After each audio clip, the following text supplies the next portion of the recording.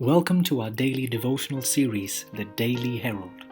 I pray that these messages will come to you as an encouragement and a reminder to be heralds of the Lord daily. God bless you. An example of forgiveness. July 14. I will provide for you and your little ones. And he comforted them and spoke kindly to them. Genesis 50:21. The sons of Jacob returned to their father with the joyful tidings. Joseph is yet alive, and he is governor over all the land of Egypt. At first, the old man was overwhelmed. He could not believe what he heard.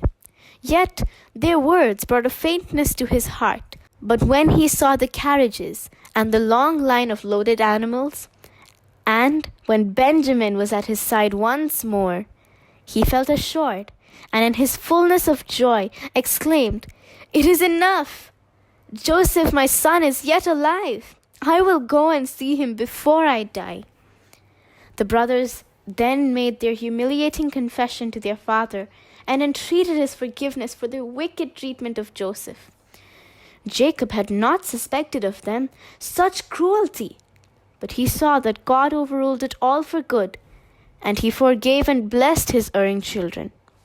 In a vision of the night, the divine words came to Jacob, "Fear not to go down to Egypt, for I will there make of thee a great nation. I will go down with thee into Egypt, and I will also surely bring thee up again. And Joseph shall put his hand upon thine eyes." The meeting of Joseph and his father was very effective. Joseph left his chariot and ran to meet his father on foot and embraced him, and they wept over each other. And Israel said unto Joseph, "Now let me die, since I have seen thy face, because thou art yet alive." Jacob's last years were spent more peaceful. His sons had turned from their evil ways. Joseph had been restored to him and surrounded by every comfort which the prime minister of Egypt could bestow, and in the society of his children, he passed down gently and calmly toward the grave.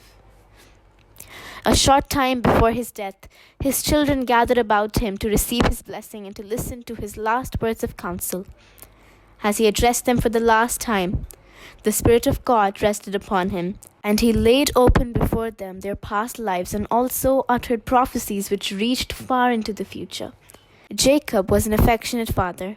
He had no resentful feelings toward his sorrowing children. He had forgiven them.